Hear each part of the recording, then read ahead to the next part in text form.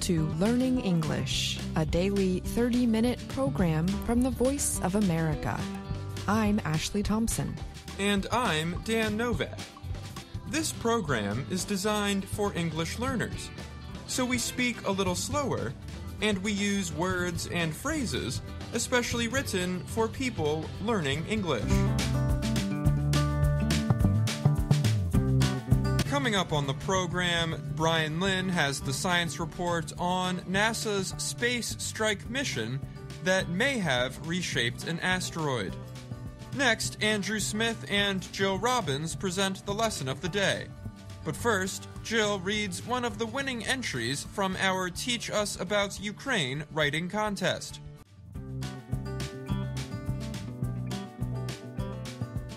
My name is Katerina Denisenko.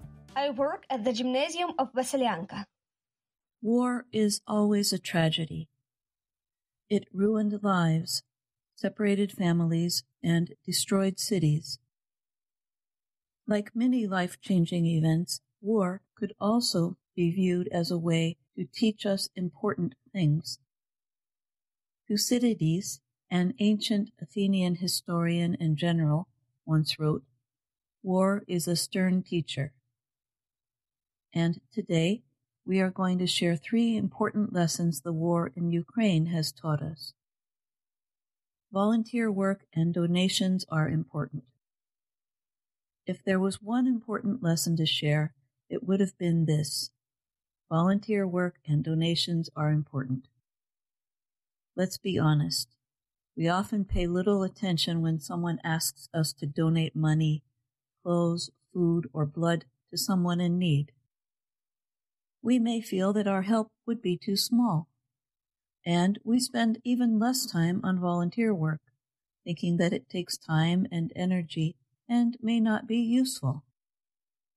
Ukrainians may argue with that. We understand that even the smallest amount of money can help to buy armor and weapons for our army. And the more people decide to help, the safer our soldiers feel, and the more protected the country becomes. But you should not forget about people in need. If you donate your clothes, food, or blood to those who were seriously wounded or lost their homes, you will help them survive. Your small act of kindness will also help them save some of their resources to move on. Volunteer work also matters a lot for Ukrainians. You can help by removing parts of fallen buildings or by cooking free meals for soldiers. Your participation will greatly help others. If you want to do something, do it.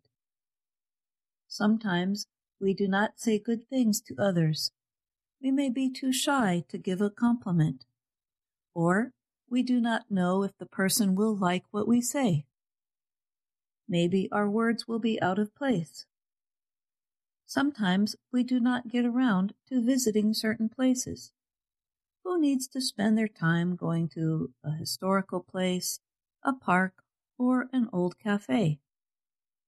These places have existed for so long. They would not disappear, would they? Since the start of the war, Ukrainians have known the harsh reality. We know that you may never see someone again. They may flee to another city for safety. Their house may collapse, or they can go to war and never come back. And the place you always wanted to visit may be destroyed by a missile. We rarely tell our family members and friends how happy we are to have them in our lives. You may never have another chance to tell them how much you love and value them.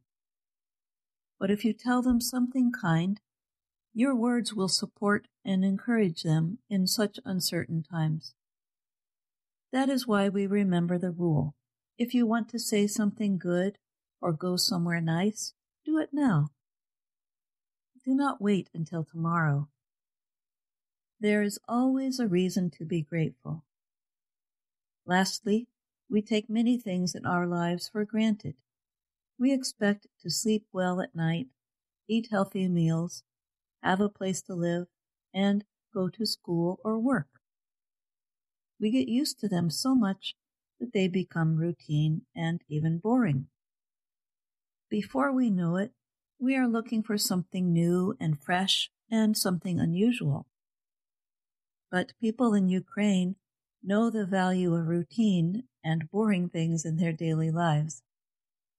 When the noise from missiles keeps us awake, we begin to appreciate a good sleep. When we have to study remotely or we lose our workplace due to the war, we appreciate the time with our classmates, teachers, or colleagues. As we spend our days and nights in a bomb shelter or move far away from our homes, we begin to appreciate the place we live and the meals we cook and eat. This may be one of the most important lessons from the war so far. We should appreciate these small but very important things in our lives. In his 28th song, Ukrainian songwriter Grigory Skovoroda wrote, "What you need is easy to get. What you do not need is hard to get." And now, after going through the war and losing so many different things, we can agree that the simplest ones are the most important in our lives. These were the 3 most important lessons from the war in Ukraine. We hope they will inspire you to value the simplest things in your life, to visit the places you always wanted to visit, to do small acts of kindness for people in need, and to show your love and gratitude to your closest people. I'm Jill Robbins.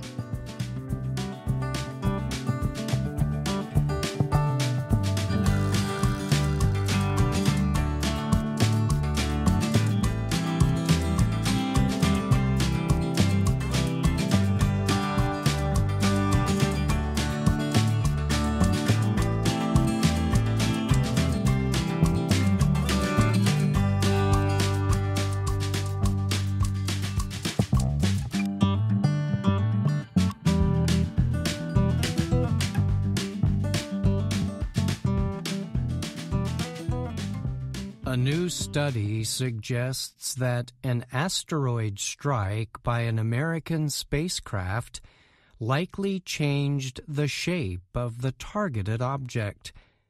NASA crashed the DART spacecraft into the asteroid Dimorphos in 2022.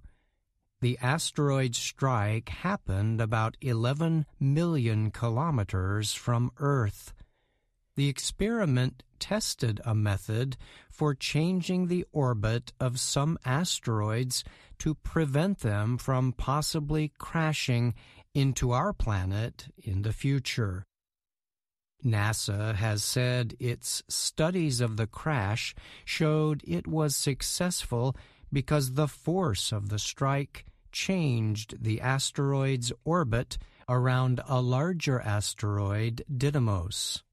NASA's measurements also found the strike reduced the orbital period of Dimorphos by 33 minutes. Such a major crash would normally create a large crater in the targeted object, but a new study presents evidence that the crash made more than a hole. It likely changed the shape of the whole asteroid. Astronomers at the University of Bern in Switzerland carried out the research. A study detailing the findings recently appeared in the publication Nature Astronomy. The team used a computer simulation system to study the changes to Dimorphos that resulted from the crash. The system aimed to recreate the breakup of space objects that have been hit. The researchers said their simulation method has been used in the past to recreate space objects crashing into each other. For example, the team said it confirmed the results of a Japanese spacecraft collecting a sample from the Ryugu asteroid in 2019. Sabina Raducan is with the Physics Institute of the University of Bern. She helped lead the project. Raducan described the simulation process in a statement as computationally intensive. In total, she said 250 simulations were completed, which reproduced the first 2 hours after the asteroid strike. The researchers used all available information about NASA's operation. These included the predicted shape of Dimorphos, data on the strike itself, as well as the size of the cloud the crash left behind. In addition, the team aimed to estimate unknown details about the asteroid and the surrounding area. Then what we did is check which of the simulation run outcomes most closely match observed reality, Raducan said. She added that results of the research provided clear evidence that the crash turned Dimorphos into a relatively weak rubble pile asteroid. Raducan explained this meant that the object is currently being held together by the asteroid's extremely weak gravity rather than a solid and strong mass. The researchers noted that the results of the simulation and the team's examinations partly explain why the crash was so effective in changing the path of the asteroid. Raducan said the results also persuaded the team that the likelihood is that the crater grew to encompass the entire body itself, so that Dimorphos ended up being completely reshaped. It is therefore unlikely that a crater still exists after the crash. The researchers said the existence of a crater can be investigated further by a European Space Agency, ESA spacecraft. The spacecraft, called Hera, is preparing for a possible launch in October. ESA says Hera's cameras and instruments will carry out detailed studies of Dimorphos and the asteroid it orbits, Didymos. During the operation, the spacecraft will aim to collect the most data yet on such an asteroid system. I'm Brian Lynn.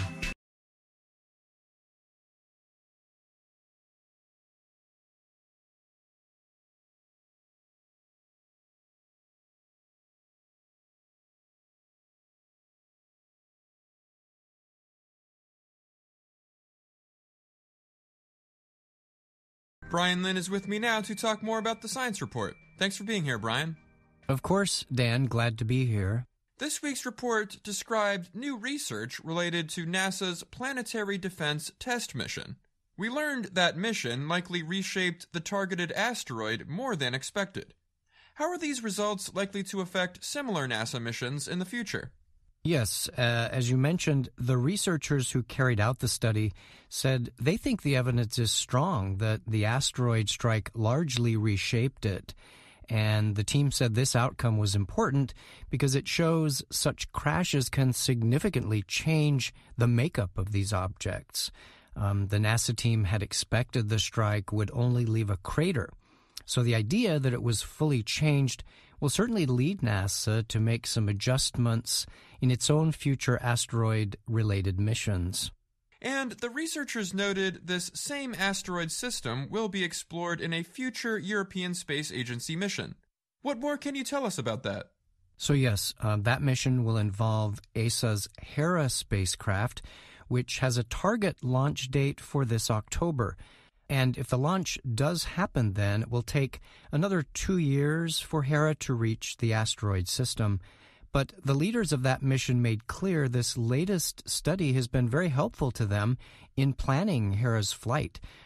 They say the research has given them ideas for more things to look out for and also what specific observations to make.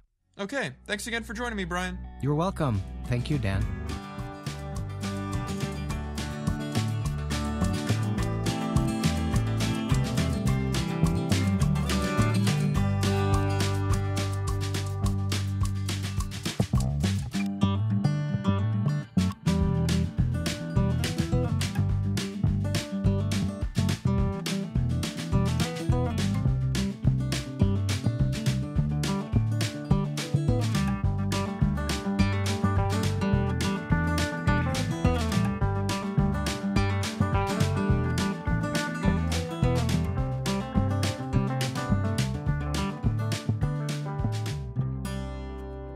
VOA Learning English has launched a new program for children. It is called Let's Learn English with Anna. The new course aims to teach children American English through asking and answering questions and experiencing fun situations. For more information, visit our website, learningenglish.voanews.com.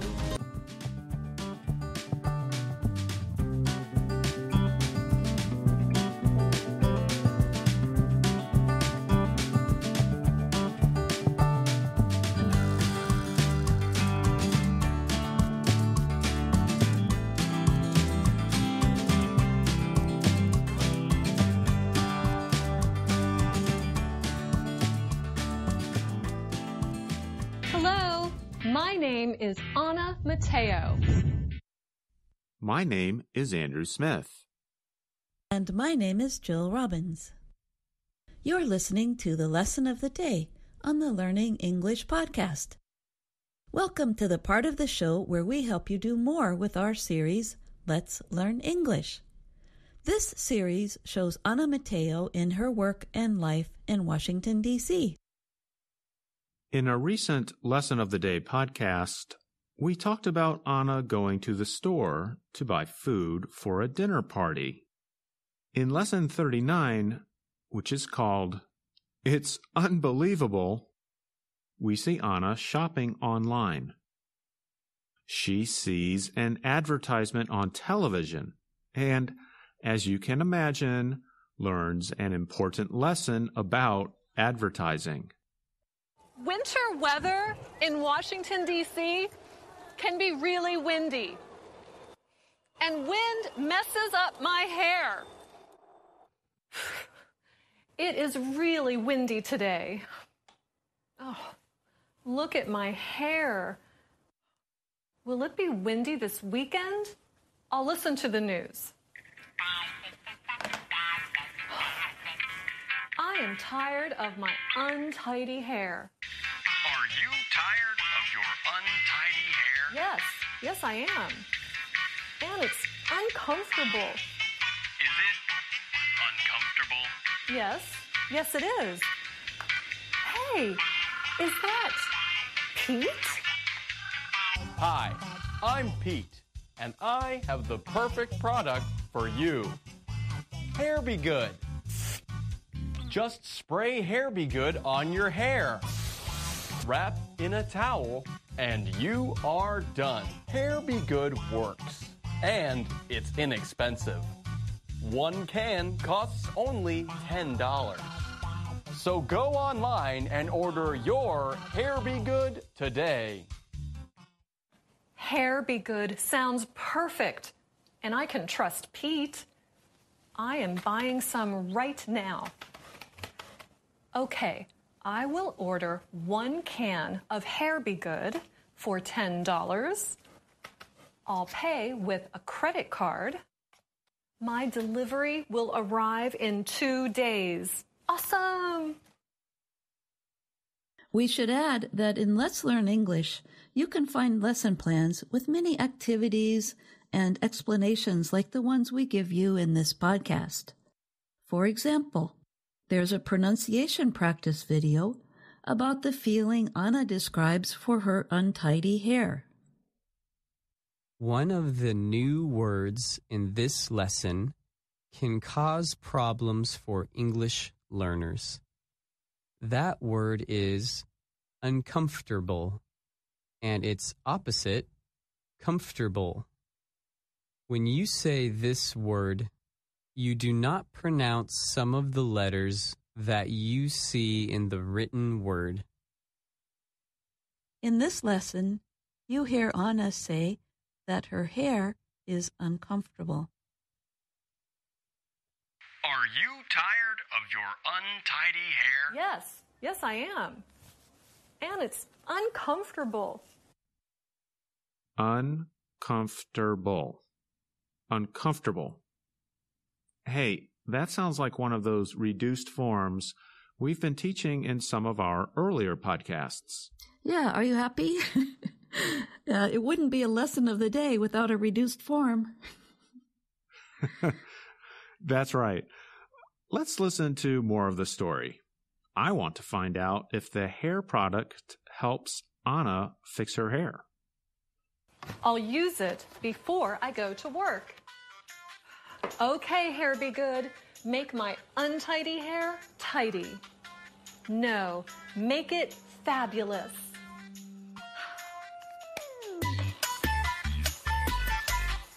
Hi, Anna. Hello, Amelia. Anna, you look different. Thanks. I used a new product called Hair Be Good. Well, it's not. It's not what? Good. Your hair does not look good. Oh, no! This is not good. Why don't you go home and take care of this? Good idea. Listeners, we need to describe for you now how Anna's hair looks in the video. It's standing up straight from her head in all different directions. You could say it's even more untidy than it was before. It looks very strange. Now you can guess that Anna will be very unhappy with Pete when she meets him on her way home from work. Let's listen. Hi, Anna. Hello, Pete. Is something wrong? This is wrong. What did you do to your hair? Hair Be Good did this to my hair. Oh, you bought it. Yes, I bought it. You said in your ad it was a perfect product. This is not perfect. This is imperfect. It's unbelievable. I believed your ad, Pete. It was dishonest. I hope this doesn't damage their friendship. And by the way, you probably figured out that untidy means not neat. In this lesson, you hear Anna use adjectives with negative prefixes. Prefixes are those little 2 or 3 letter pieces that come before a word and change its meaning. The prefixes in this lesson are the letters in, the letters un, the letters dis, and the letters im. Hey, we had an example of dis in our previous podcast when we talked about Anna and the guy from the country disagreeing. That's true, we did. And like I said before, Anna is really unhappy with Pete because she believed his TV ad. She didn't know it was a dishonest ad, one that was not really telling the truth.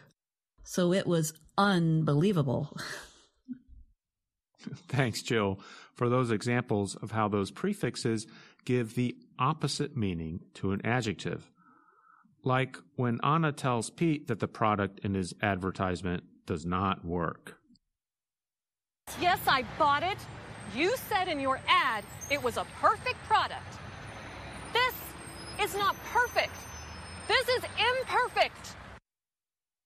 In this example, imperfect means the opposite of perfect. The prefix is im or im. I suppose our listeners are wondering why there are so many prefixes to make the meaning opposite. Dr. Jill, do you have a linguistic explanation for that? Of course I do. One reason is that English words were borrowed from several different languages. One of them is German. Words from German use a prefix un or un. And a lot of words come to us from Latin through other languages like French. Those words from Latin use a prefix in or in. Okay, but what about the other prefixes like I am as in imperfect? Perfect comes from Latin, doesn't it? Yes, but the prefix in or in changes to im or im before adjectives that begin with p, b, and m, as in impossible and imperfect. So there, it changes because of the sound of the next letter. That makes sense. There are some important words that take the im, like import, immunize, immortal, and important, too. There are two other prefix sound changes like that. The prefix in changes to il or ill before the letter L, as in illiterate or not able to read. That's right. If you are literate, you can read, and if you are illiterate, you cannot read. That prefix also gives us words like illegal and illogical. And isn't there one more prefix? IR, ear. The letters in changes to ear before words that begin with R, as in irresponsible, which means careless. Right, so we get irregular and irrelevant. But let's get back to our story. Will Anna forgive Pete? Anna, you don't believe everything you see in ads, do you? No, Pete. Just the ones with my friends. Your hair will be okay. Just wash it a couple of times. Thanks. Thanks a lot, Pete. Here's your product. You should call it Hair Be Really, Really Bad. Until next time, Pete. Till next time. I guess it will take a little time for her to forgive him. But she's learned not to believe everything she sees on television. That gives me an idea, Andrew. Let's ask our listeners to write to us about some advertising they learned that was not 100% true. Write to us at learningenglish@voanews.com or in the comments on our YouTube video. And here's a useful vocabulary word for our listeners. An advertisement that is very untrue, we call that a scam. S-C-A-M. So perhaps you have encountered some scams, but hopefully not. And whether you find us on Facebook, YouTube, Instagram, or on our website, learningenglish.voanews.com, we hope you have enjoyed the lesson of the day on the Learning English podcast. And thanks for listening. I'm Dr. Jill. And I'm Andrew Smith.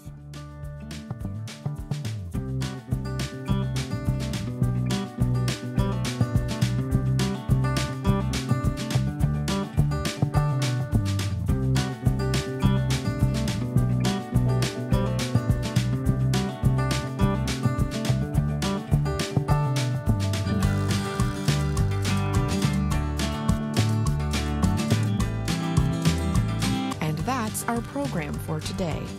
Join us again tomorrow to keep learning English through stories from around the world. I'm Ashley Thompson. And I'm Dan Novak.